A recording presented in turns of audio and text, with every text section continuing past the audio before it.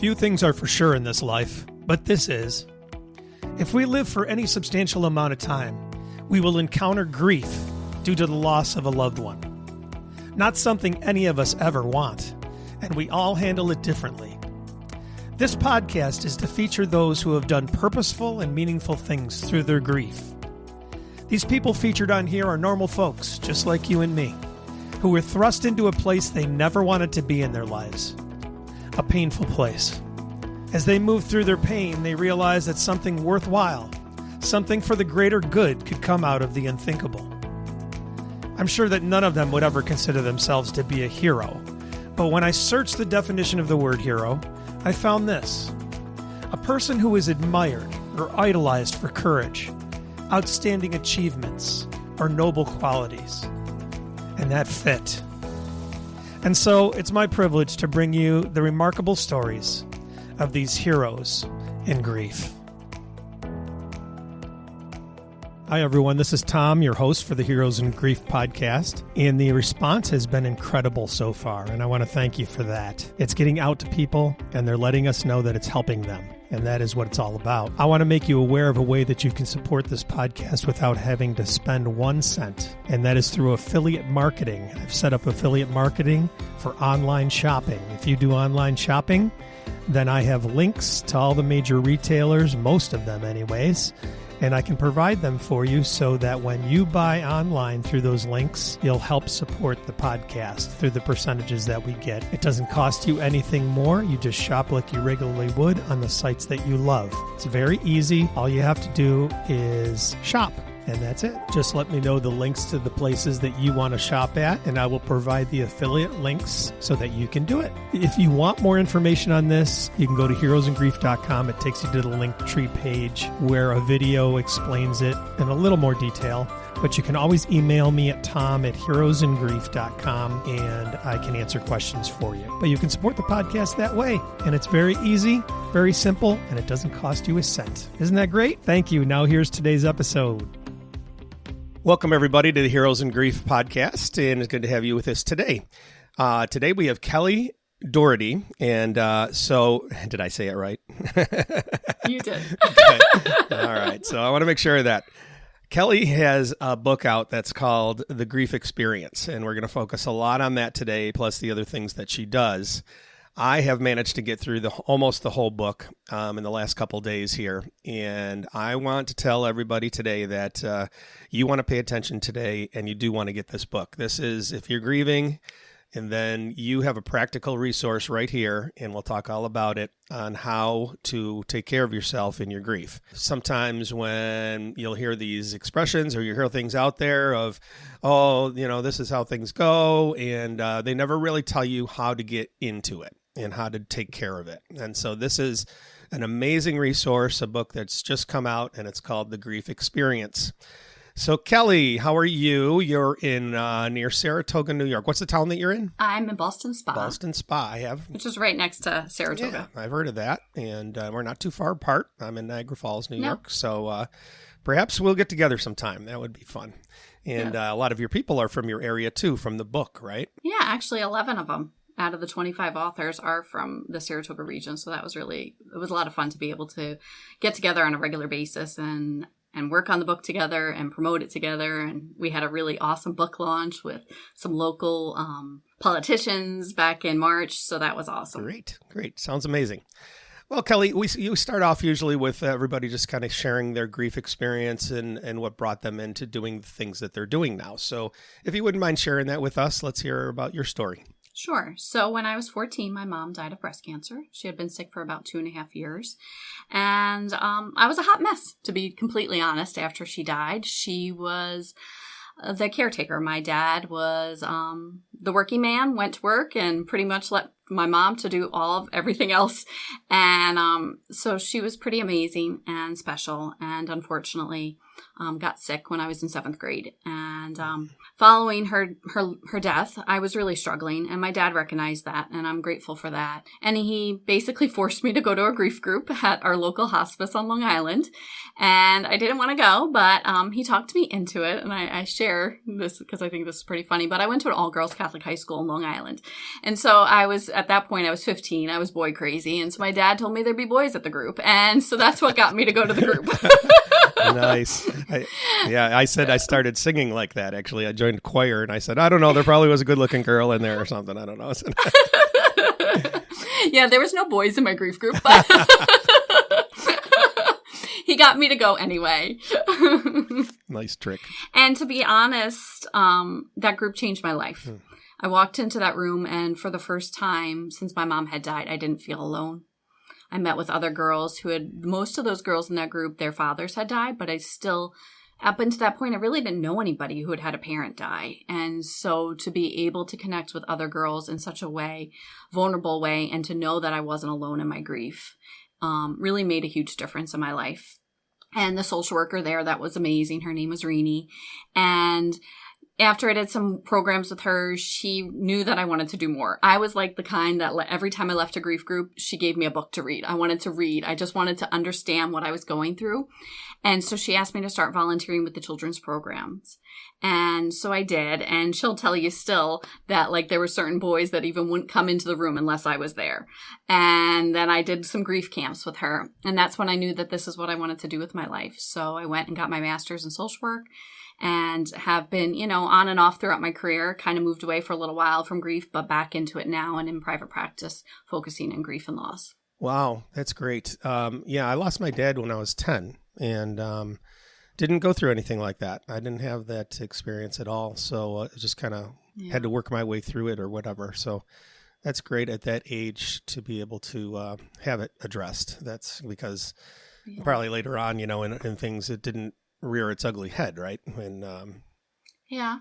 Grief isn't something that goes away, right? So there's little times in my life where it's, shines a little bit up more than others and comes back up. But I do believe that having that foundation of doing the grief work as a teenager really, truly helped me overall. Mm-hmm. And we did some family counseling as well between me and my dad, which did not always go well. I feel very bad for that that therapist, to be honest, when I think about it. But here he gets you into it, and then the sessions maybe with him doesn't go so good. Yeah, exactly. Oh, good. So what was the things you did? Schooling, and you started to practice, right? Is that what you did? Yeah, so I'm in private practice now here in Boston Spa. And I've been doing this for about 7 years in my private practice, and I specialize in just working with children and adults with grief and loss. I've done a couple other things. I got my master's in social work at Florida State, worked at a couple of different hospices, and then, good old New York State and licensure and things like that. I had to make some changes and do some different things working and mental health areas. And I worked in a child advocacy center for several years as a clinical director, working with children who were sexually abused. But really, I found my way back to my passion, and it's grief and loss. It's what I became a social worker for. It's what I'm meant to do, in my opinion. I really believe that, like my mom's death, something positive that came out of it was me finding this passion for grief and loss. And it's truly what I love. I love talking about grief and loss, probably a little more than most people around me want to hear. But, so to be able to do this book has really been a lifelong dream of mine. And I'm just so grateful for this opportunity. Yes, and we're going to get into the book. I was a hospice spiritual care director for 3.5 years. And a lot of people always said, how can you do that work? What can you do? Or how can you do that? And I said, it is actually very rewarding. And it's such an honor. I think it was said in your book by somebody, one of the authors, said that it's such an honor to be welcomed into a family unit like that at such a poignant time in their life, probably the most important time in their life. And it's an honor. And the responses from them when you've managed to carry them through a little bit with you is amazing, and it's so gratifying to be part of that. So yeah, I'm very fortunate with my hospice experiences. You know, I worked at one in Florida where I worked with children, and I had volunteered with them for so long. And then when I started my internship the very first day, they're like, okay, here you go. You're going to go run a group at a school right now. And I was like, wait a minute. I just started my internship like 5 minutes ago. And they're like, we know what you're doing. And then I worked with them for a while until I got my master's. And then I worked at a hospice in South Carolina as a bereavement counselor. And just, you know, that foundation for my career is really, I really owe it a lot to those experiences, because I really do think it's really helped me be a better grief counselor. Great. That's awesome. So the book, The Grief Experience, now when was it launched? It just came out, right? Just recently? February. Yeah, just in February. And like I said, I did get through some of it. What was the process? What brought you to the idea of it? And it's not easy to do a book. I know that. So it's been a little time in the works, probably. And what was your process with all of that and getting it together? Well, so I always wanted to write a book on grief and loss. I've started it many times. I have probably several notebooks that I could find where I've started that process, but didn't know what to do with it. And one of my colleagues got invited to be in a collaborative grief book through Brave Healer Productions, which is called Holistic Mental Health. And I was like, oh, I really want to be in that book with her. And she shared something about one of my programs that I do on social media, and the lead author was like, wait a minute, this is your friend. She needs to be in this book. So she reached out to me and asked me to be in Holistic Mental Health, which is where I wrote about the story of my mom's death. And I was like, oh, I really like this. I want to do this again. And so I did a children's book with Brave Healer. And then I reached out to the publisher and I was like, I think you need to do a grief book. And I delayed it for a while, and I was like, no, I can't do it. It's too much. It's too overwhelming. You know, I had to recruit 24 authors. I was like, I don't know if I could do this. So I finally decided to, and within 6 months, I had all of the authors. And once you get going with Brave Healer, it's a pretty quick process. She meets with you for a kickoff call, and 3 weeks later, your chapter is due. So it's a quick turnaround. But it was a really, truly amazing experience. I really wanted a wide variety of grief experiences. I didn't want just everybody to share about the same kind of loss. I really wanted this book to be, whoever picks it up is going to be able to relate to at least one of the authors in it. And I feel like we did pretty close. There was a couple of other kinds of losses that I would have loved to have added, but I'm really glad that what we've created. Yeah, there's pet loss in there. I know that. There was what are the other ones that you covered there? There's traumatic loss. There's several traumatic losses. There is infant loss and infertility from a female perspective, and also from a male perspective. There is, parent loss, child loss. So there's a good number of different kinds of experiences, all very different. In my opinion, we have a funeral director in there. We have a medium. We have several grief coaches and grief counselors. So there's really, it's a quite interesting book of different authors. It is. That's what I liked about it, was that it covered different types of losses, but also different ways of healing. And so I do think there's things in there for everybody. There's the religious side as well in there that I heard a chapter on. And so people can be comfortable with that while maybe, getting a chance to explore some of the others to help them out. But yeah, I think this is an important resource, and I don't like to, vault one guest over another in this podcast, but I was listening to the book and I was very impressed, and I love it. It's going to be something I push out there for sure. I really think that you've covered the bases well, and it's going to be important for people. So it's an exciting resource. And what's just, I think, unique about it is each chapter has their own personal story, their pretty vulnerable story. And then they share a tool that has helped them on their grief experience, and something that can help the readers. And so it's not just hearing about their stories, but it's actually actionable tools that you can take. I started off with chapter 1 with setting up a self-care plan, right? So basically you could print out that self-care plan on my website and then go through the book and just fill it in with all of those different tools that you learn throughout the book. And you're going to, you could read one chapter and be like, yeah, that's not for me. And that's okay. But the next chapter might have a tool that is. Jean, she talks about journey dance in chapter 25. I've been to Jean's journey dance classes. They are so out of my comfort zone. It's not even funny. It'll be for me too. but it is what's really helped her heal.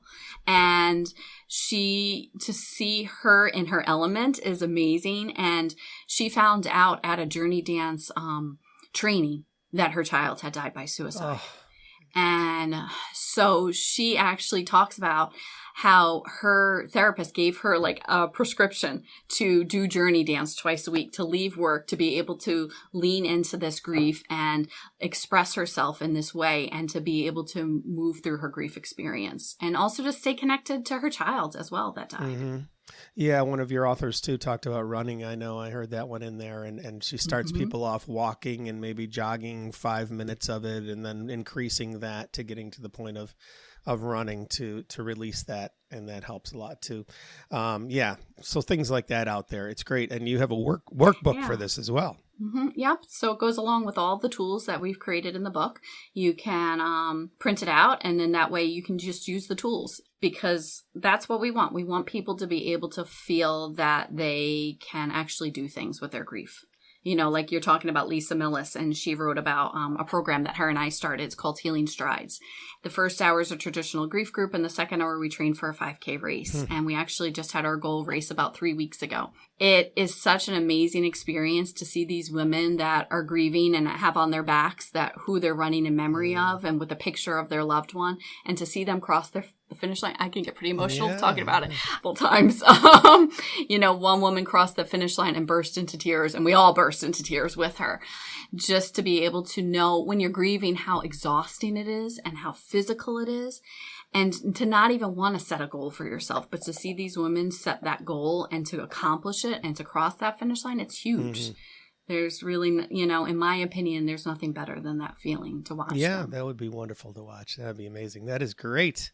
I love it. By the way, we have your book already in the store that I have online. The book and the workbook are there.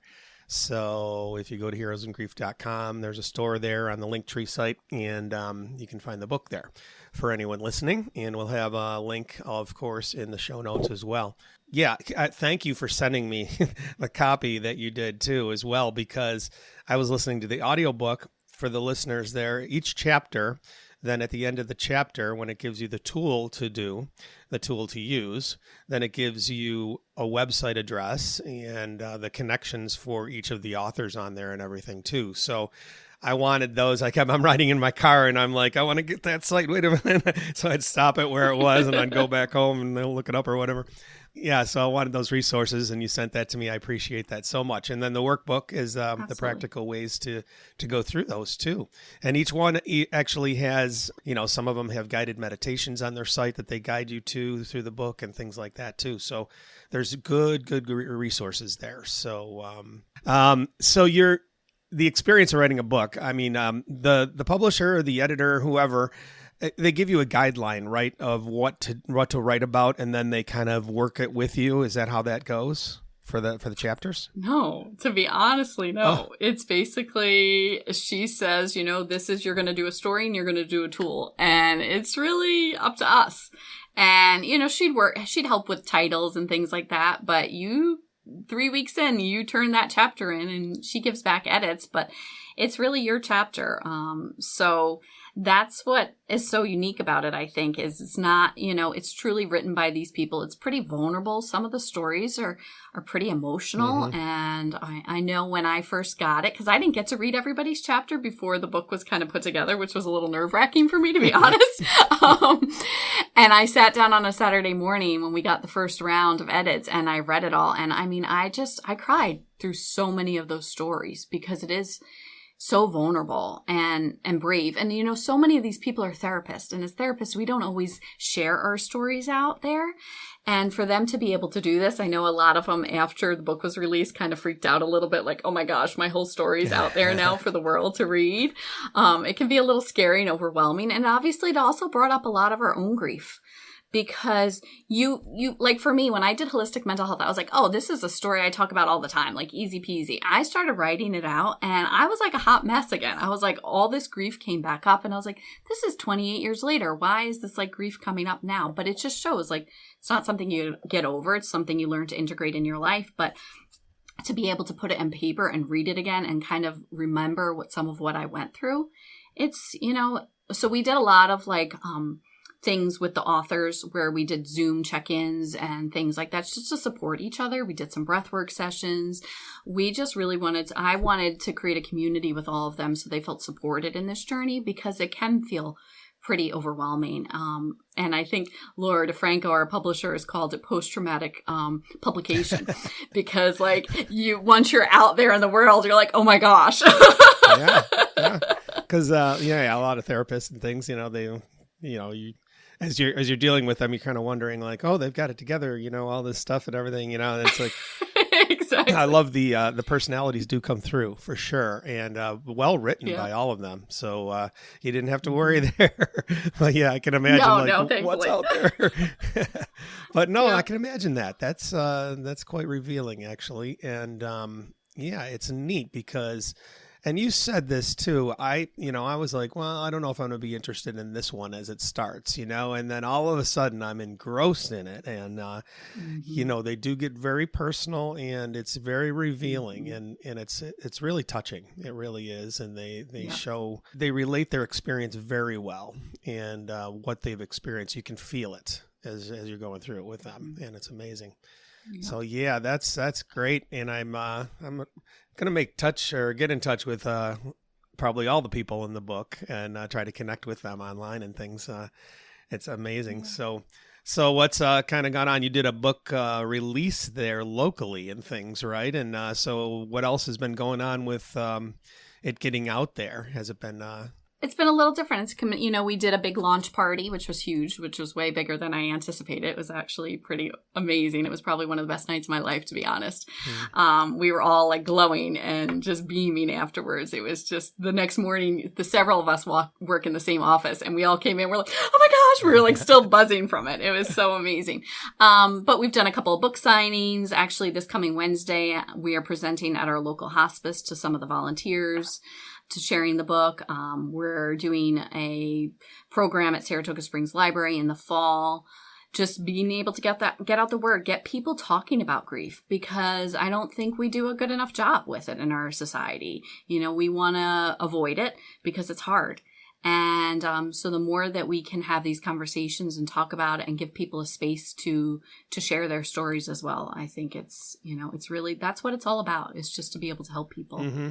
On their grief experience. Yeah, I was experiencing this week too, where it kind of struck me that, most of my, I was in the music field for a while. And so, actually just recently for 15 years, but, and so you're always looking at what other people are doing, and checking it out and kind of sometimes envious and these things. And none of that is present in this grief help field. And so, I have to fight that still in myself, where it's like, no, I want to vault everybody else up and get more of this word out there because like you said, and we all know this, we talk about it, when you're in these circles, you think that, things are going pretty good, but actually our society is not grief friendly at all. And, it's really painful for the people out there. So I keep bringing myself back to want to remember that so that, and it's not a competitive field at all. I don't feel that ever. And so I just fight that in myself because of my past experience in life.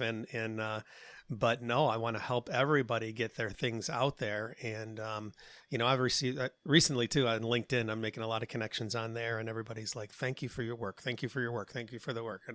And so that's kind of where it hit me. I was like, wow, everybody's really gracious and supportive of each other. And that's great. And it's fun. Well, yeah. I mean, just by even doing this podcast, being able to give a voice and getting people to be able to hear these stories and to know they're not alone. And because, my personal opinion is I absolutely love grief groups. If I could just do grief groups all day, I would. I think they're a huge benefit, but they're not for everybody.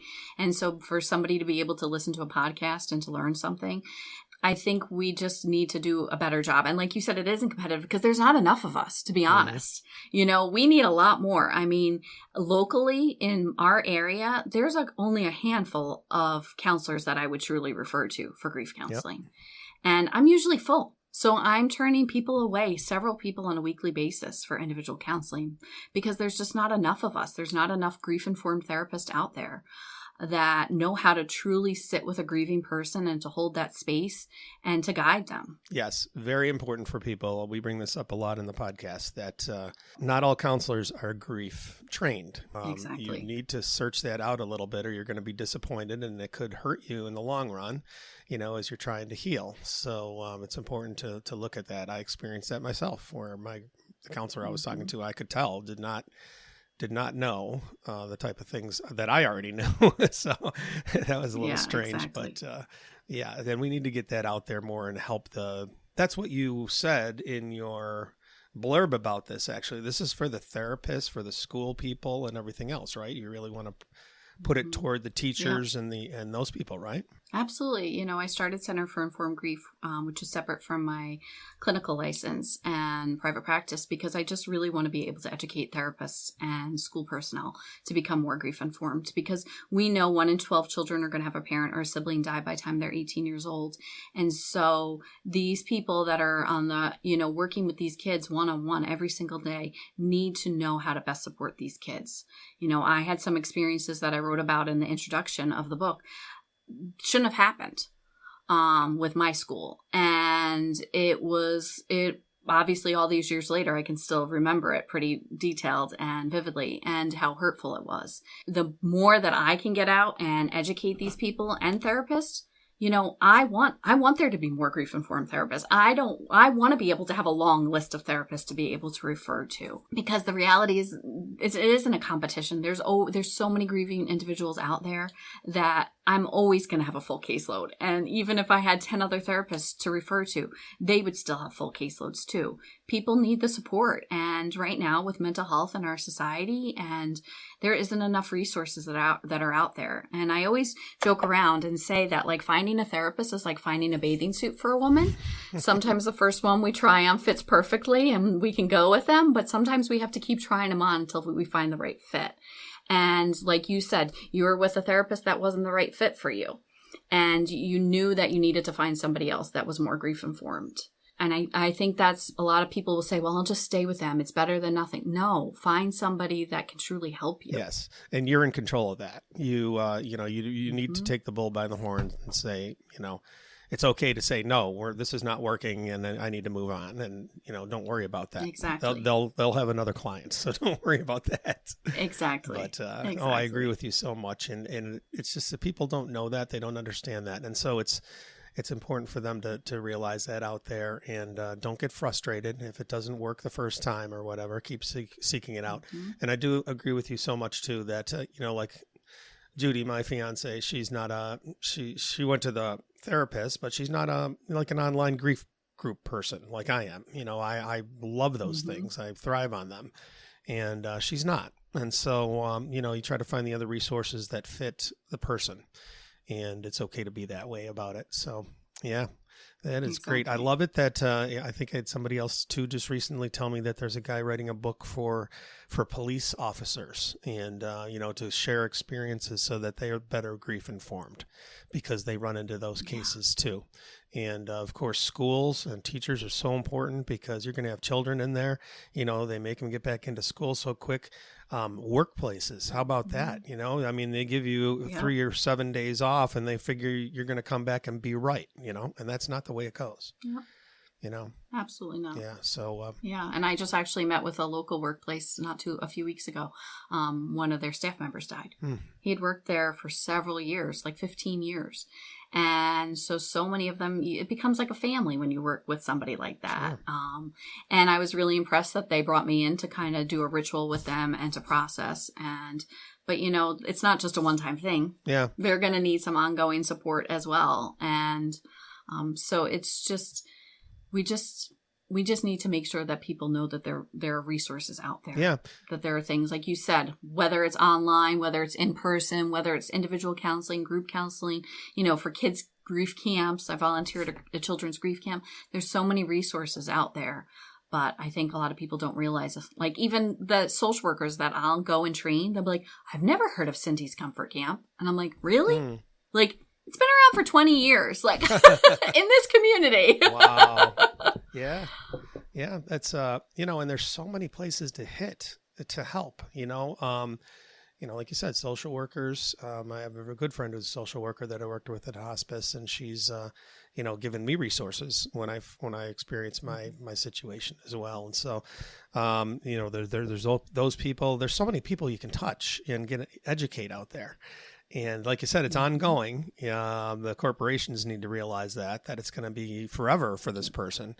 And it's so brutal for the working person out there because, here's your 3 or 7 days off, whatever it is now. I don't even know. But then they expect you to come back and be normal. And it just doesn't work that way. No. They're changed forever. And and the people around them need to be educated in that. And I think, I'm doing a training coming up in August on when therapists grieve because, it happens to us as well. And I just actually had a past client die this past week. And I, found out 5 minutes before my first session of the day that she had died. And I had to, sit there and process it, somebody that I worked with for a while, and then had to just kind of compartmentalize it and then go into my first session. And it's just, these are the things that as therapists we don't talk enough about and we don't give enough support for. Yeah.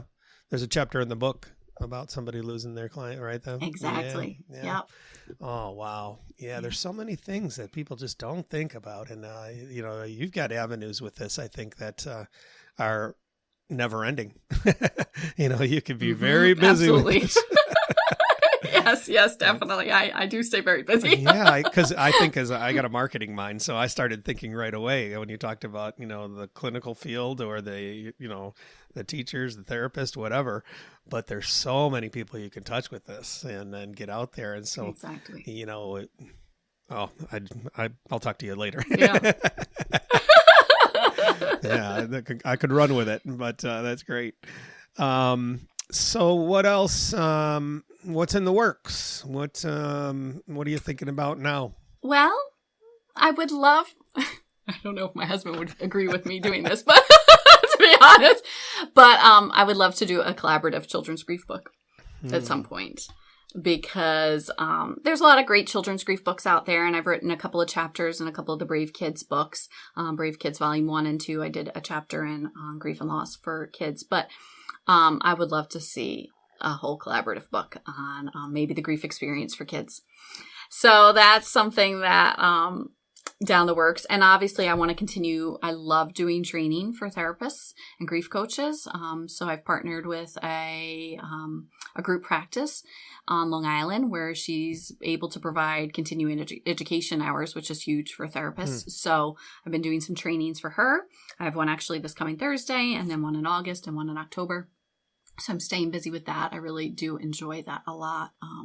I never realized how much I would enjoy that.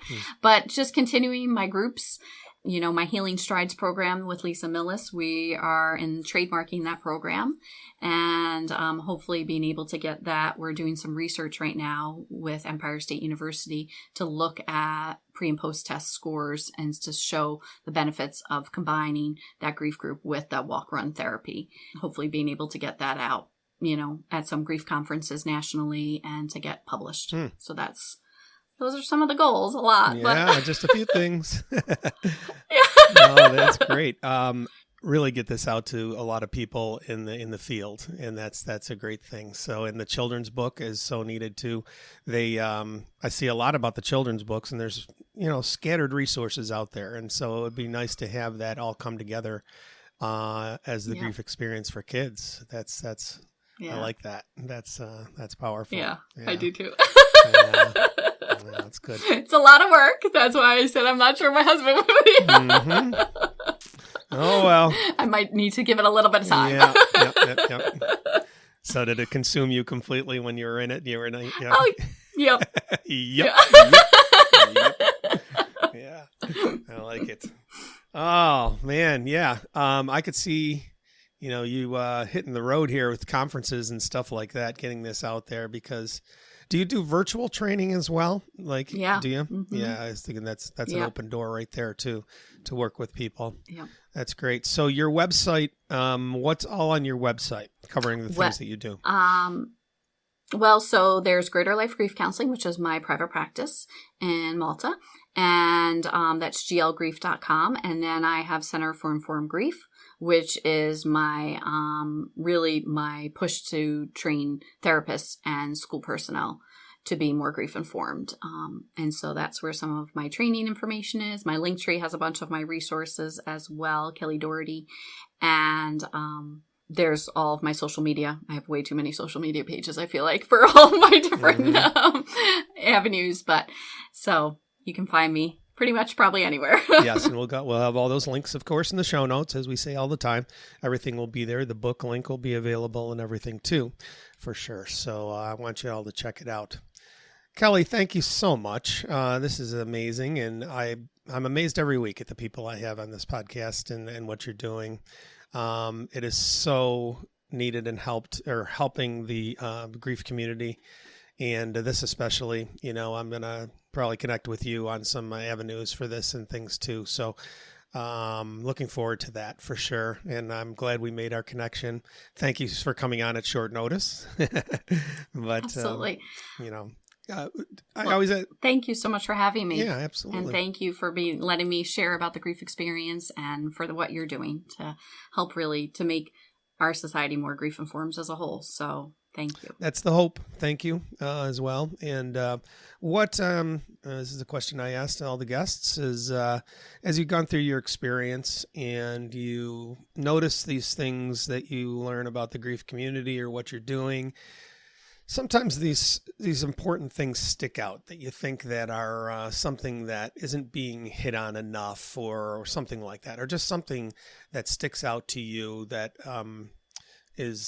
doesn't seem to be addressed by other people or something like that. Is there something like that in what you've learned in the course of all of this that rose up and you're like, wow, I'm glad that we're covering that now, or that I noticed that, or whatever? It could be personal.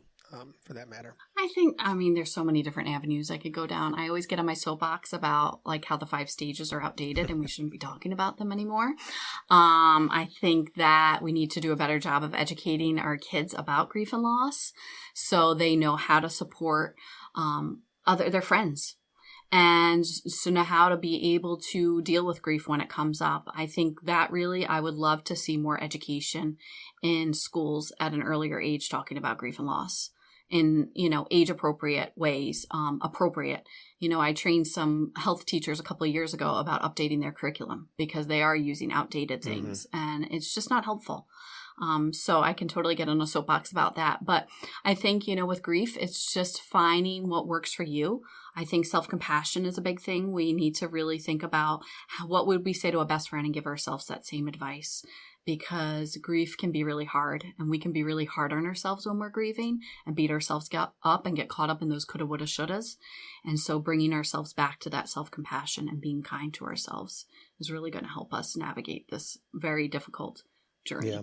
And I think you mentioned there about what about the person who's not necessarily the grieving person, just general people in society, and how to deal with grieving people, because they handle it wrong a lot.